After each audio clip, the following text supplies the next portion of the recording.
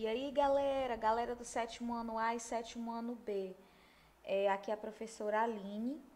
Nós vamos conversar hoje sobre bactérias e protozoários, em que a gente vai compreender um pouco da estrutura desses micro-organismos, ok? Primeiro a gente vai começar aqui com as bactérias, tá certo, pessoal? As bactérias, seres microscópicos, os quais nós sabemos que cada uma delas vai possuir a sua diferenciação. Além da diferenciação, pessoal, a gente vê a forma das bactérias, formas coco, streptococo, diplococo, espóreo bacteriano, a bactéria flagelada, espirilo, bacilo, estafilococo e vibrião, tá certo? As bactérias. Bem, vamos conversar um pouco sobre as bactérias. Daqui a pouco eu vou colocar um vídeo para vocês, tá certo? Vamos aqui na estrutura das bactérias. As bactérias, elas são seres microscópicos, os quais elas vão ter uma parede celular, uma membrana plasmática, citoplasma, material genético e ribossomo. Em alguns casos, elas podem apresentar um envoltório, tá certo, pessoal? Composto principalmente de carboidratos, carboidratos, estruturas orgânicas que contêm energia, contêm açúcares, tá certo?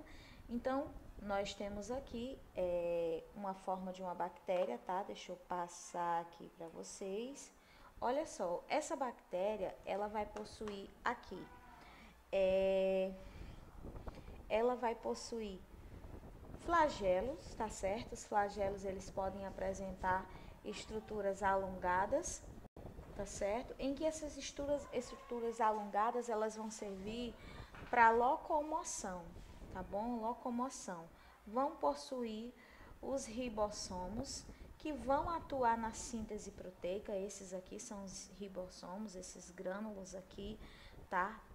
Responsáveis pela proteína, produção de proteína, tá bom? Parede celular, que inclusive a parede celular a gente vai encontrar lá nas plantas também, a parede celular. Ela vai envolver a célula bacteriana, contribuindo aí para a sua proteção e estrutura formada principalmente por proteínas e açúcares, pessoal. Não esquecer disso aí também, tá bom? E outra coisa, aqui essa área toda azulzinha, você presencia o citoplasma. O citoplasma vai ser um líquido gelatinoso, tá certo? Em que nós vamos ter glicoproteínas aqui também.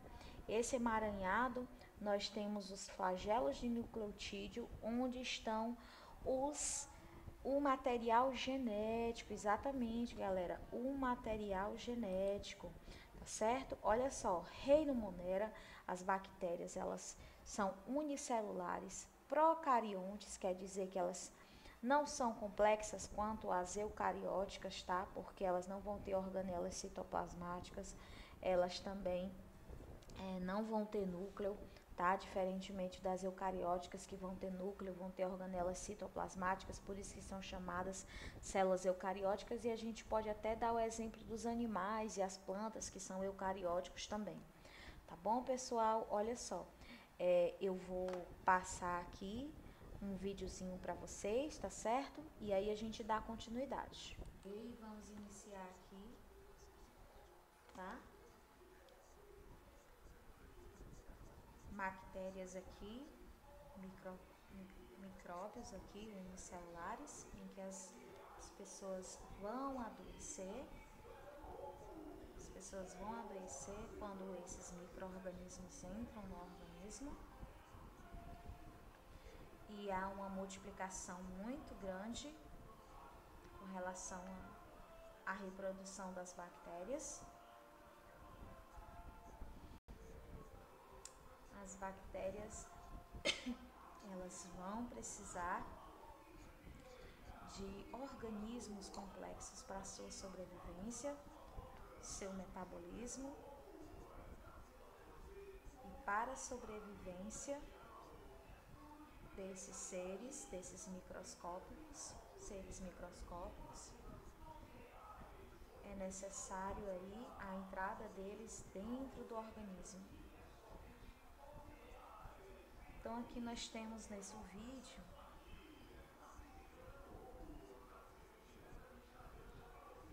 bactérias que estão impregnadas no dinheiro, nas cédulas, em que elas são altamente capazes de causar doenças.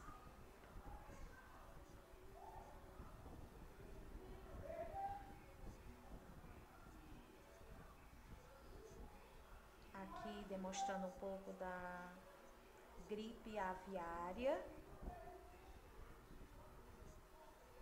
em que durante a propagação da bactéria houve-se uma diminuição de circulação de células no Japão.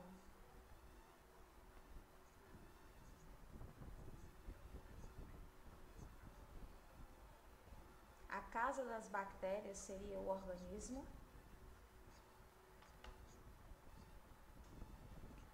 Bactérias que se encontram na cozinha da gente, pessoal. Nas esponjas, principalmente as esponjas de lavar prato, lavar as louças. Bancada da cozinha também, que pode estar cheia, infestada de bactérias, causando doenças graves e até letais.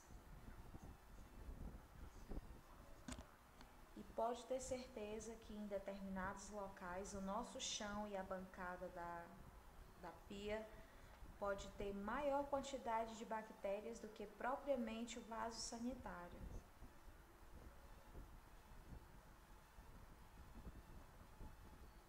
E isso vai ocorrer a infestação de bactérias.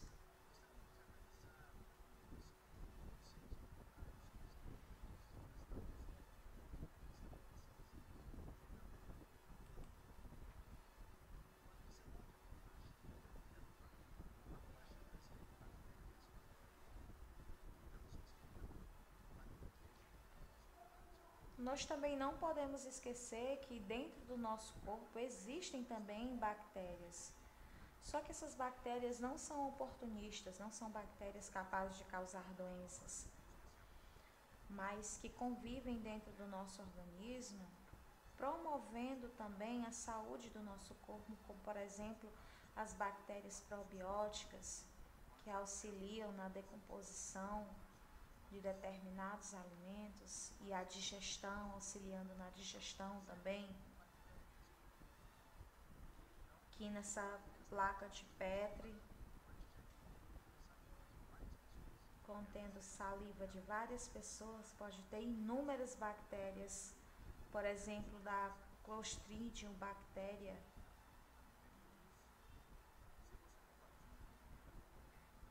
Compartilhamento também de bebidas, de copos, você também está compartilhando germes.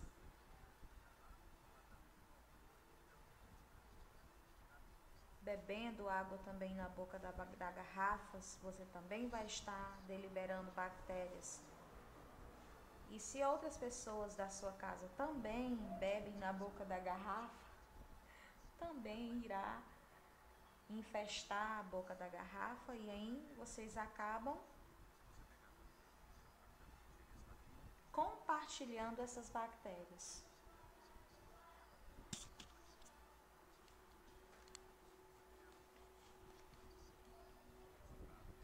Dá uma paradinha aqui no vídeo. Ok, pessoal, a gente viu o vídeo lá, não é? Então a gente vai dar continuidade aqui sobre as bactérias. Dando continuidade. Tia, onde é que a gente acompanha? Vamos acompanhar lá na página 256 do teu livro. Tá? Vamos lá. Metabolismo das bactérias. Como é que isso ocorre, galera? Olha só.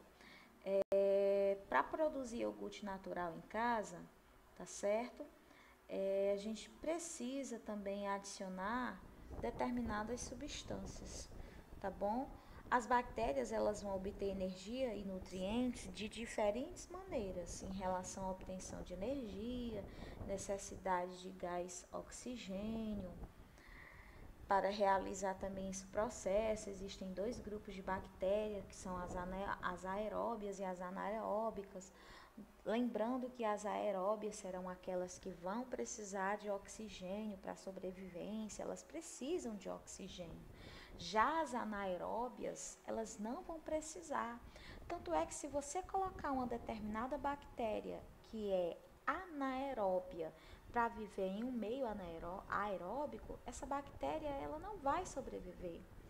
Da mesma forma que se eu quiser colocar bactérias aeróbicas em ambientes que não tenham oxigênio, então não tem como essa bactéria sobreviver. Porém, nós não devemos esquecer também que as bactérias elas estão presentes em determinados locais inóspitos, como por exemplo, locais onde tem muita salinidade, dentro do oceano, nas profundezas dos oceanos, né? Tanto é que a gente pode citar aqui as cianobactérias, por exemplo. Também temos bactérias que vivem, que sobrevivem a grandes elevações de temperatura, temperaturas muito baixas, temperaturas muito altas, a salinidade, a acidez. Então, vai existir aí bactérias que vão estar sobrevivendo nesses determinados locais, tá bom? Então, as bactérias aeróbias, elas necessitam de gás oxigênio para obter energia. As bactérias anaeróbias não necessitam, né? Mais uma vez lembrando, desse gás para obter energia. E outra coisa também importante é saber que as bactérias, elas vai ocorrer nelas a fermentação lática, né? E isso faz parte do metabolismo de bactérias anaeróbias, tá bom, pessoal? Outra coisa também que a gente não pode deixar de evidenciar são alguns exemplos de bactérias aeróbias e anaeróbias, como a Mycobacterium tuberculosis, a bactéria causadora da tuberculose. É um exemplo de uma bactéria aeróbia, ou seja, ela precisa de O2, ela precisa de oxigênio para a sua sobrevivência. Ela é uma doença que vai afetar principalmente os pulmões, tá? Ela é transmitida de uma pessoa para outra por meio de gotículas de saliva, o ar contaminado, certo? Os micro-organismos, por exemplo, do tipo estafilococo, deixa eu passar aqui para vocês, os estafilococos apontando aqui para vocês, ó, no slide, tá certo? Os termofilos, por exemplo, e os lactobacilos, né, os bulgaricicos, eles são utilizados na produção de alimentos como iogurte para obter energia. Os micro-organismos vão realizar a fermentação lática, tá certo?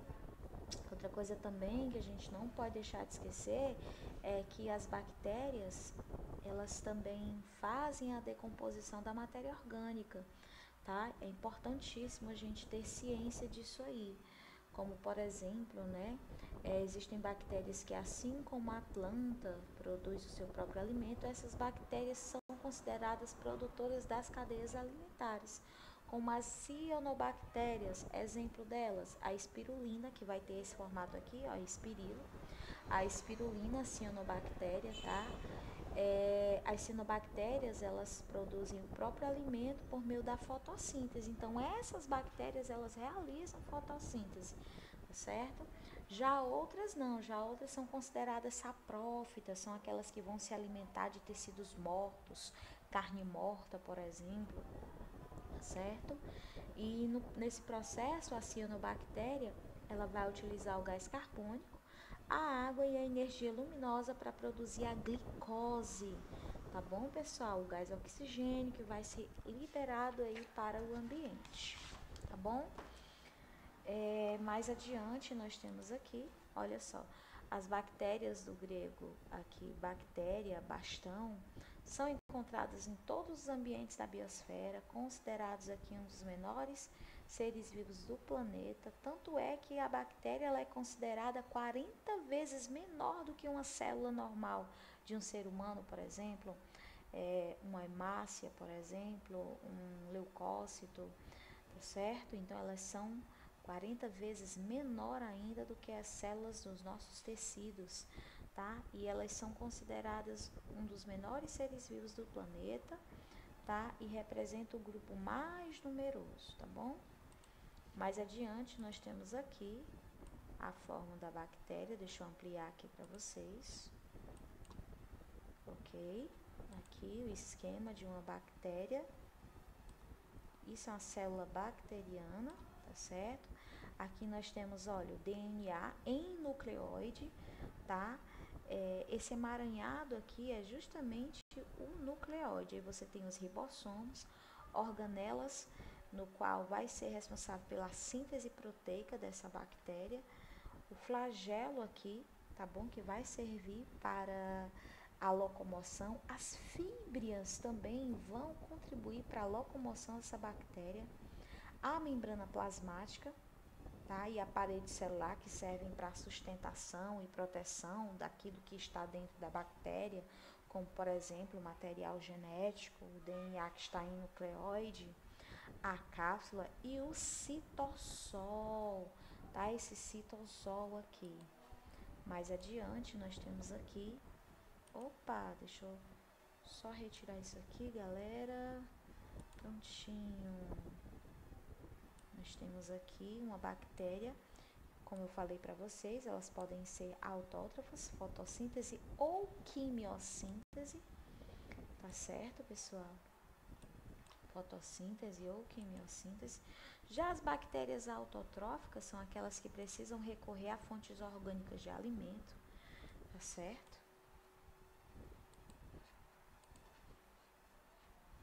Em que essas bactérias elas vão ser importantíssimas. Eu quero mostrar aqui um vídeo para vocês sobre algumas bactérias oportunistas. A gente vai ver um pouquinho esse vídeo aqui, como é que ocorre a disseminação das bactérias. Isso ocorre em ambiente hospitalar, pessoal, em que por mais que sejam desinfetados determinados ambientes, aparelhos cirúrgicos, em que há uma preocupação com a limpeza, nós temos aqui essa região do gesso do rapaz, onde já está proliferado de bactérias,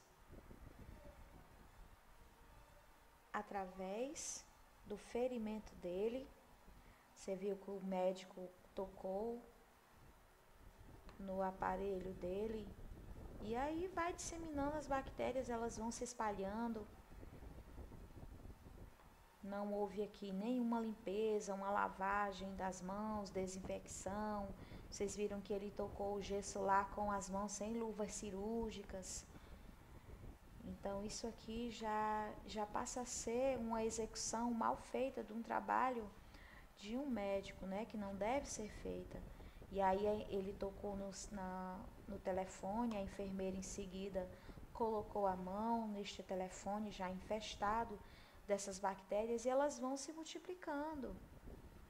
Vai ocorrendo a multiplicação delas. Ficou na maçaneta e aí foi passando para outro doente, que não sabemos nem as condições dele. A enfermidade, pode ser que ele esteja convalescente, ou então seu sistema imunológico esteja bastante baixo. E aí nós temos todos os profissionais da saúde infestando outros pacientes de bactéria. Por incrível que pareça, pessoal, a infestação de bactérias, de micro-organismos, ocorre mais em um ambiente hospitalar do que em qualquer outro local. Eu poderia me perguntar, mas o ambiente hospitalar é para estar limpo? Sim, é para estar limpo, mas se as pessoas que trabalham nessa área, os profissionais da saúde, não tiverem o compromisso e a responsabilidade com a sua profissão, com a higienização do seu corpo, eles serão aí só uma parte de pessoas que vai estar, uma grande parte de pessoas que vai estar contaminando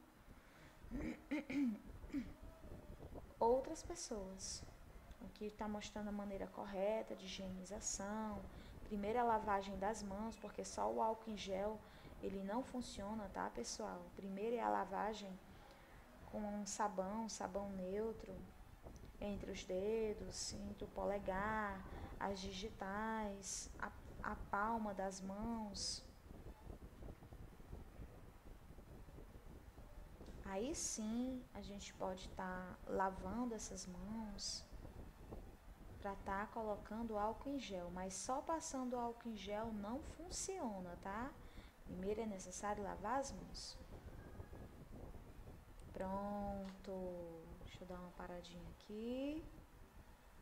Ok, galera, passando mais adiante aqui, algumas bactérias que são boas, tá? Por exemplo, as bactérias aqui, importância das bactérias, a função ecológica, tá? Saprófitas, por exemplo. Saprófitas, o que são saprófitas? Aquelas que decompõem a matéria orgânica, certo? Essas são as saprófitas. Agora, perigoso é se essas bactérias saprófitas infestarem ferimentos, certo? Por exemplo, às vezes as pessoas se machucam, não têm o devido cuidado, não fazem asepsia e infelizmente nós sabemos que as bactérias elas só precisam de uma oportunidade para proliferar em determinado tecido e fazer aí a festa, né?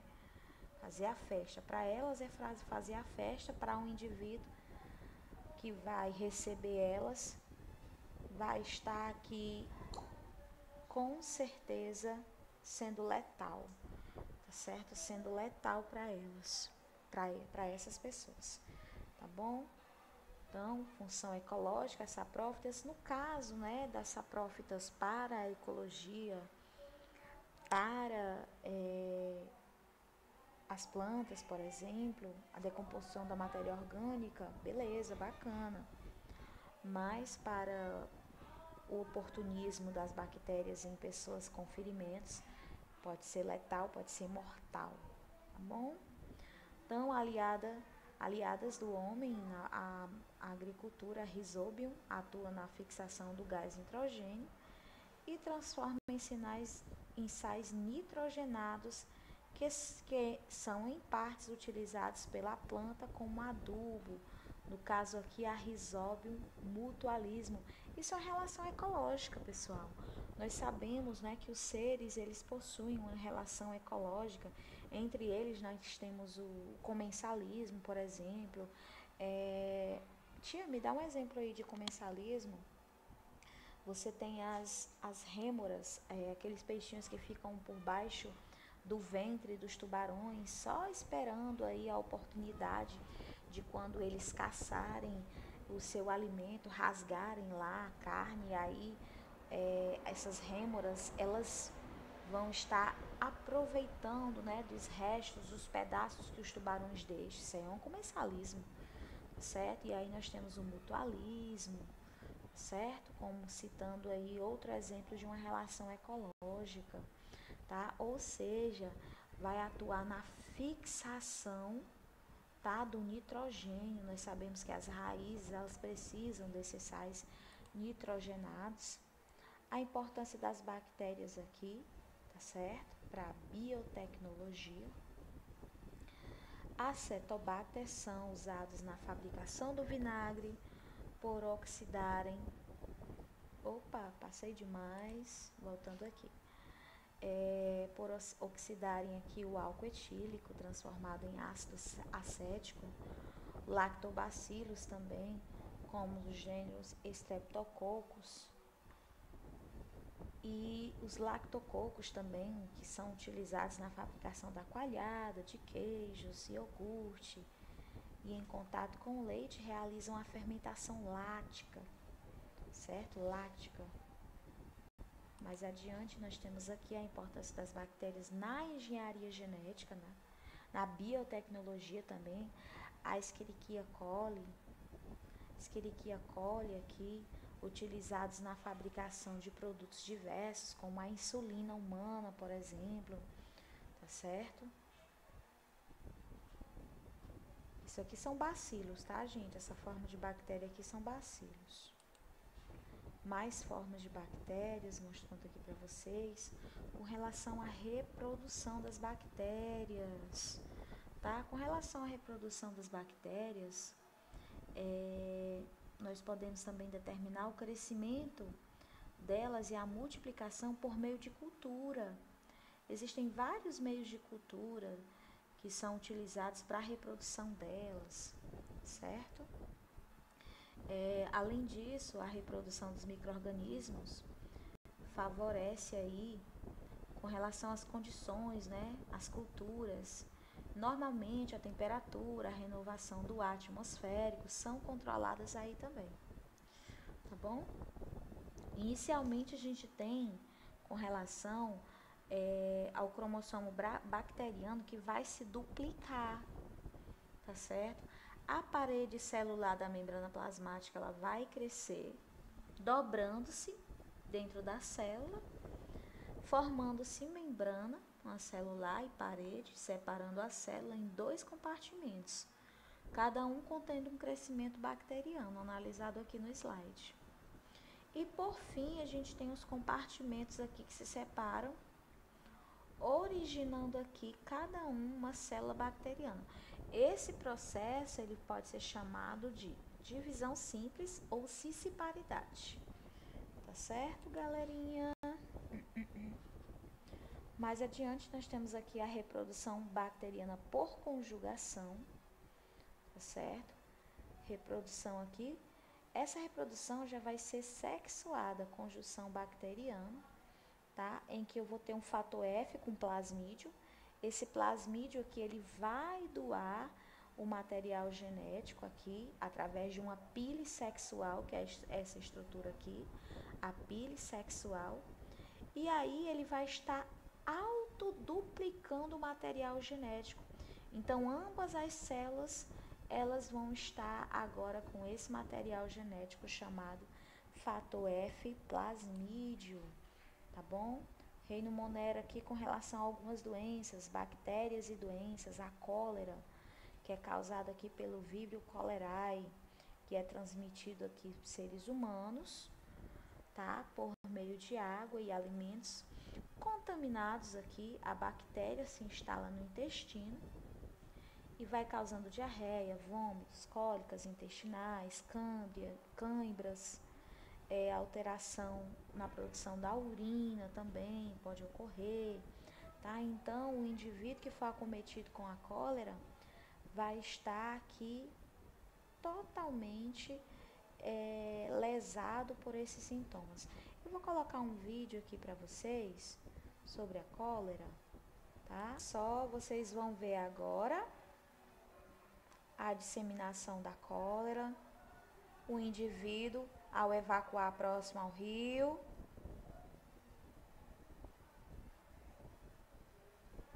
certo?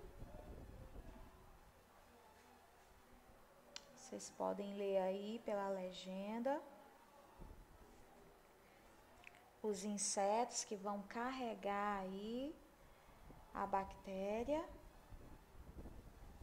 disseminando também nos alimentos, propagando as bactérias nos alimentos, através dos insetos, através de água contaminada, alimento contaminado também. Esses são os primeiros sintomas: vômito, diarreia. Proliferação é muito rápida.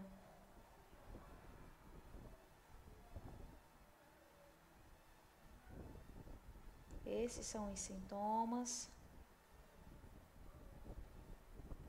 E logo, logo, toda uma comunidade está convalescendo da cólera. Os sintomas são realmente avassaladores, deixando o indivíduo realmente carente.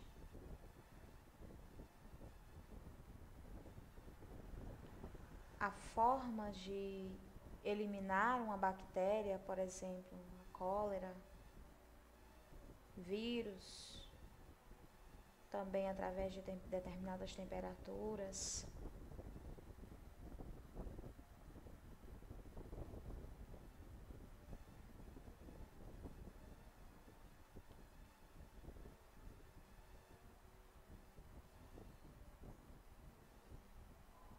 Vocês estão lendo aí no vídeo. Levar água potável, distribuição de água potável para eliminar. Colocar também cloro, que pode estar eliminando com as bactérias determinadas substâncias. Ferver a água. Lavar sempre as mãos antes das refeições e após as refeições também. Promover toda uma higienização.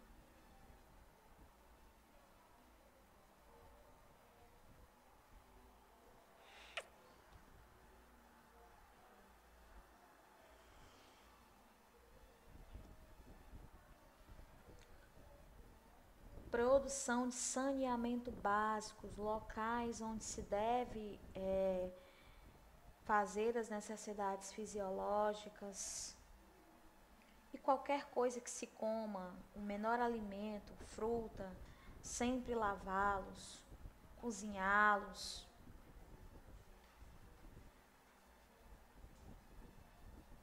Só assim nós estaremos contribuindo para a não proliferação dessa doença.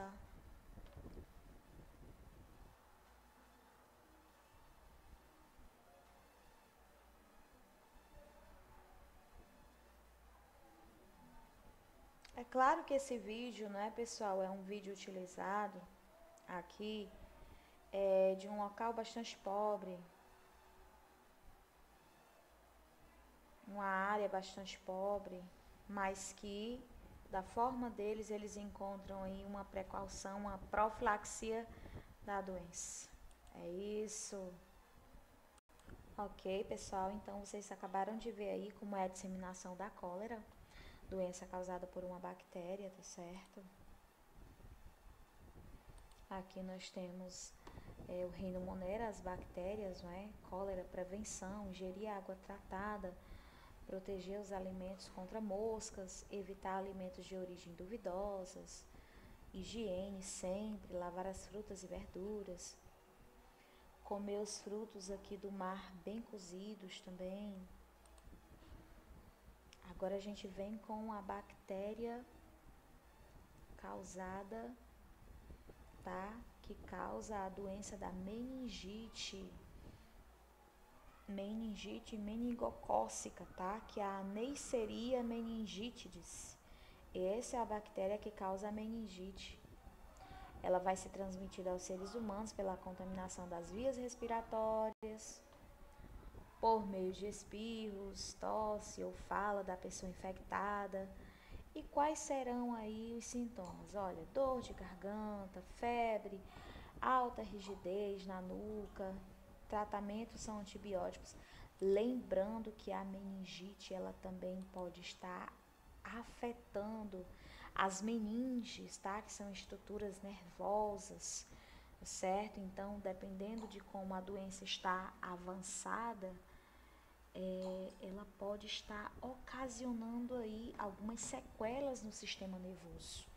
Você vê que olha só, você vê que toda essa membrana que envolve a massa encefálica, que envolve o encéfalo, toda essa parte esverdeada é justamente a secreção causada pela meningite.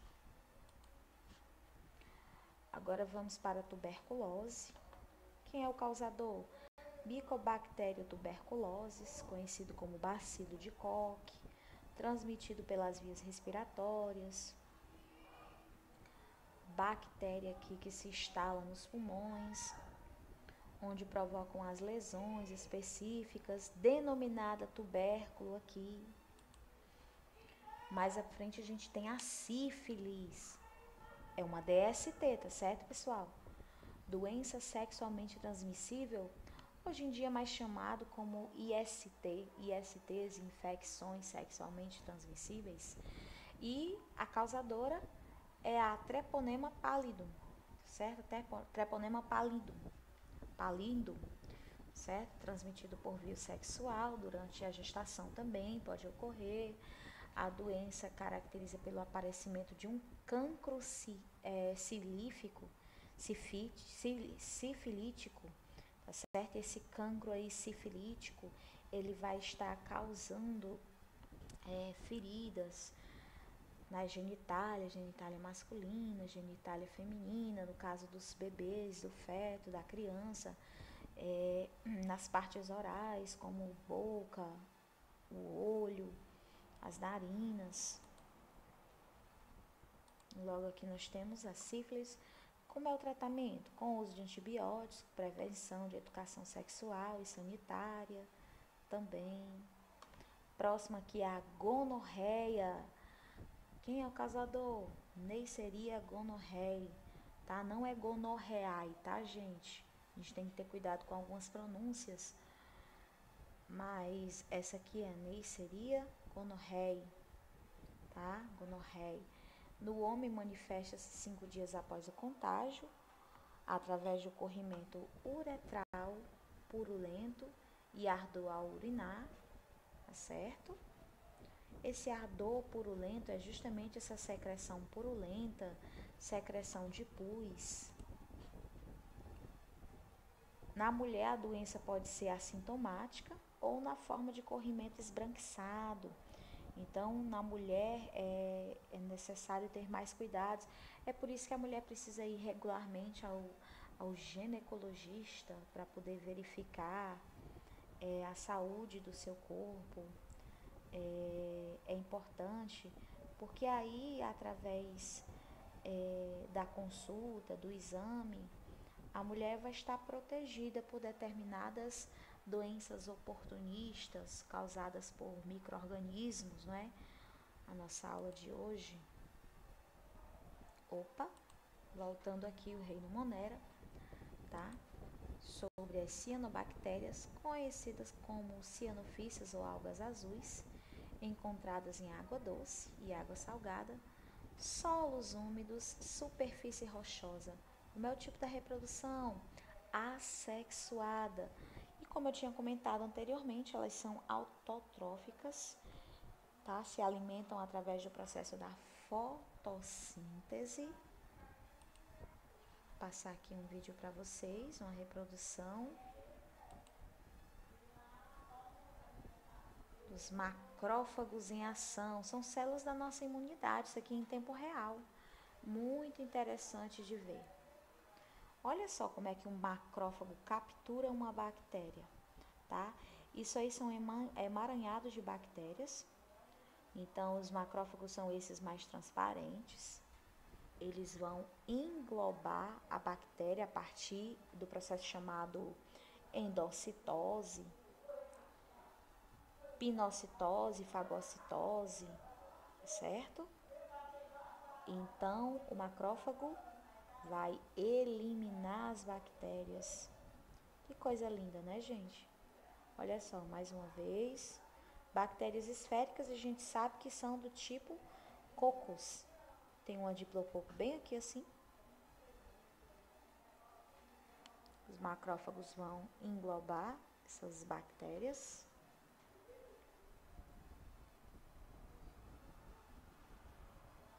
Promovendo aí a eliminação. Beleza. Show. E agora a gente entra no reino protoctista, reino dos protozoários. Como a gente está estudando só protozoários, nós vamos ver um pouquinho dos protistas. Ok? Então vamos lá. Reino protista, formado por protozoários e algas unicelulares. São eucariontes, tá? Ou seja, possuem células complexas. São unicelulares, quer dizer que possuem uma única célula. Nesse caso, olha só como é a alimentação, certo? Há algas e protozoários. As algas aqui são autótrofas, os protozoários vão ser heterótrofas. Reprodução sexuada e assexuada, tá certo? Os dois tipos de reprodução, a gente vai ver como é que se dá isso aí. Os protozoários são unicelulares, eucariontes, células complexas, tá certo? Desprovidos de clorofila. No caso das algas, tá? A gente coloca isso aí em evidência, porque as algas vão realizar fotossíntese. Podem viver como parasitas ou ter vida livre. Os parasitas podem causar muitas doenças nos seres humanos. Então, vamos lá. Olha só, essas são as formas. O tipo de classificação dos protozoários se dá à locomoção. Você tem o paramécio, que é todo ciliado, aqui, ó, tá? Balantídeo também é todo ciliado. Tripanossoma, lembra do Trypanosoma cruzi, causador da doença de Chagas, não é? Olha, tem o flagelo aqui na ponta. A ameba, que vai causar a amebíase, certo? Pseudópode. E a giardia, que vai causar a giardíase, certo? Vários flagelos aí, nessa classificação. Aí nós temos aqui a reprodução assexuada dos protozoários, certo? Olha, aqui é uma ameba, duplicação dela, tá? Ou seja, ela vai se autoduplicar, separação das células. E no caso da reprodução sexuada dos protozoários, você vai ter uma junção de células, célula macho e célula fêmea. Ou vocês acham, pessoal, que é só os animais que se reproduzem? Os micro-organismos também, viu? Mas aqui adiante a gente tem os diferentes tipos de protozoários. Os protozoários foram classificados segundo o tipo em uma presença ou de elementos específicos de locomoção. Dessa forma, os protozoários são divididos em flagelados, tá certo? Que vão apresentar aqui um ou mais flagelos. Lembra da giardíase? Locomovem-se vibrando os flagelos em um meio líquido. Muitos apresentam vida livre, outros são parasitas que ocasionam doenças no homem. Aqui. Aí logo nós temos os outros tipos de protozoário, tá? Giardíase, por exemplo, a giardia, certo? Trichomonas vaginalis. Trichomonas vaginalis que vai causar aí uma doença sexualmente transmissível. Protozoário flagelado, que é a Leishmania brasiliense, certo? A leishmaniose, que vai causar a leishmaniose nos cães, ou mais conhecida como doença do calazar. Os diferentes tipos de protozoários aqui, ciliados, que apresentam pequenos filamentos, certo? Aqui no caso nós temos o balantídeo, tá? O balantídeo ele vai viver habitualmente no organismo do porco. Por isso que é muito importante quando a gente ingerir determinados alimentos, como carne suína, a gente cozer bem aquele alimento, tá? Até que seja eliminado o micro-organismo daquela carne. Protozoário ciliado, causador da doença em corais, que vai ocasionar aqui a morte em corais. Opa! Mais à frente aqui a gente tem aqui os diferentes tipos de protozoários, certo? Um dos mais conhecidos aqui é o plasmódio, protozoário que provoca nos seres humanos doenças conhecidas como a malária, certo, pessoal? As algas unicelulares e eucariontes, aqui a gente chega com a outra diferenciação dos protozoários, que são as algas. São importantes para o equilíbrio ecológico dos ecossistemas aquáticos. São os principais produtos do alimento, nutrem aqui, direto ou indiretamente, os demais seres vivos aquáticos aqui. São grandes fornecedores e produtores de gás oxigênio. Vão abastecer aqui a vida aeróbica. Entre deles, nós temos aqui as euglenófitas, tá? As euglenófitas importantes, a alga euglena sp, o nome dela, unicelulares, clorofiladas, locomove-se através de um flagelo, habitar principalmente na água doce, mas também na água salgada, tá, gente? Aqui nós temos algumas algas diferenciadas, alga euglena agilis, alga euglena viridis, alga euglena gracilis, alga euglena triptelis também. Entre as algas também se destacam as crisófitas e as pirrófitas. Habitat de água doce ou salgada, representada pela diatomácea. Aqui vocês podem presenciar. Lembra daquele fenômeno de algas que quando você mergulha, né? E aí você sobe, faz a imersão, aí vai encher de algas nos seus cabelos aqui, também pode ocorrer. São exemplos de algas. Ou o fenômeno de bioluminescência, muito bonito. Isso ocorre em praias do Havaí, do Haiti. É muito bonito de se ver. Muito bonito mesmo. Ok, então vamos dar continuidade aqui. Opa, olha só, galera. O fenômeno da maré vermelha. Deixa eu mostrar para vocês aqui o fenômeno de luminescência num vídeo.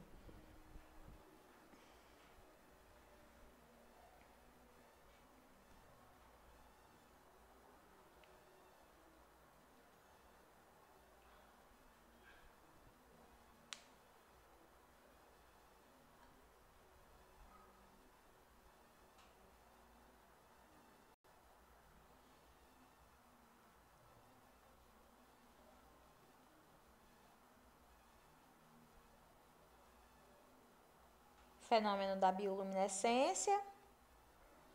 Isso aqui, galera, são algas, tá certo? São várias algas. Olha que lindo. São animais, tá?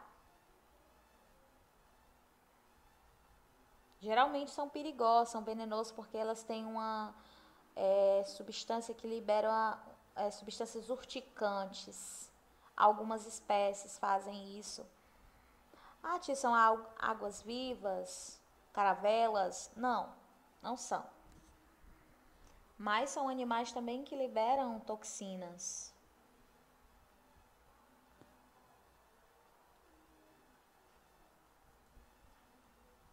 Geralmente em determinados locais como as Maldivas, San Diego. Já ocorreu em Fernando de Noronha há muito tempo atrás esse fenômeno.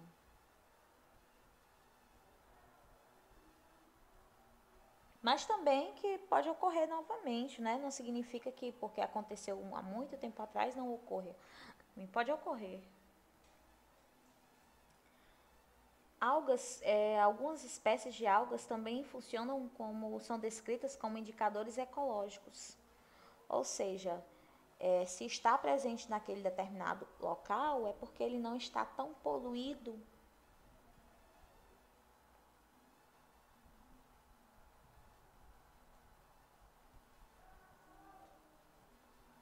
O plâncton, por exemplo, né, formado por organismo unipluricelular. Os plânctons são criaturas que à noite elas liberam uma determinada luminosidade. Aquele carinha que a gente assiste lá no Bob Esponja. Agora, isso que vocês viram anteriormente é uma água viva.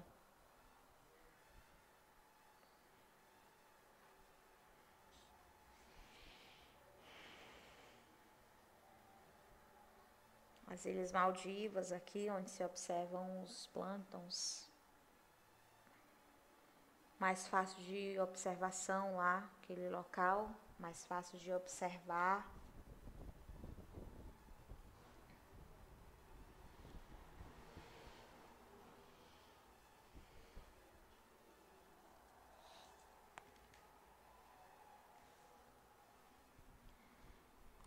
E algumas doenças causadas por protozoários, nós temos aqui a amebíase, tá certo? Ingestão de água, alimentos contaminados com protozoários. Sintomas: ulceração no intestino grosso. O protozoário forma um cisto que vai com que contaminam a água. Como é que previne, né, contra a amebíase? Ferver a água, lavar muito bem as verduras, frutas, lavar as mãos antes das refeições. A giardíase aqui, ingestão de água e alimentos contaminados com protozoários. Sintomas: onde ataca, tá? Ataca no intestino, causando fortes diarreias, podendo levar até a desidratação. A doença de Chagas aqui, ocasionada aqui pelo protozoário Triatonoma infestans, certo? A úlcera de Bauru ou leishmaniose, que vai ocasionado aqui pela picada do mosquito flebotomo, Leishmania brasiliensis. Sintomas: onde ataca, feridas na pele, mucosas, lábios e nariz. A malária, que o vetor vai ser o mosquito anófeles, certo? E por fim, nós temos aqui o laboratório de produtistas. Agora isso aqui, galera, é imagens reais, tá? Aqui é uma giardíase, certo?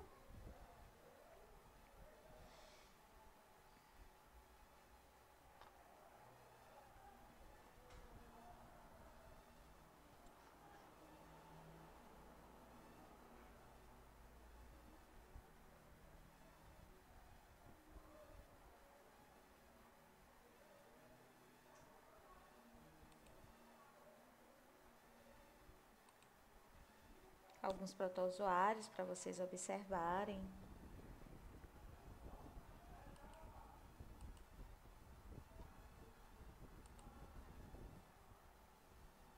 Protozoário ciliado, paramécio.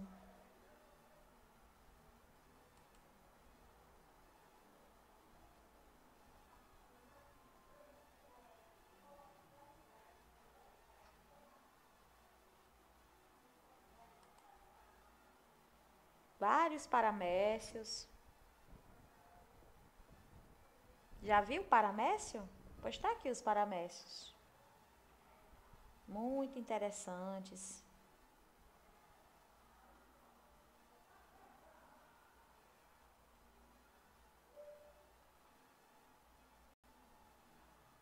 Ou seja, são seres que nós não conseguimos enxergar a olho nu, mas que estão presentes, não é? Na água, no solo, nas nossas casas, nos nossos animais e até mesmo no nosso organismo. A amebíase e a ameba se locomovendo através de seus pseudópodes.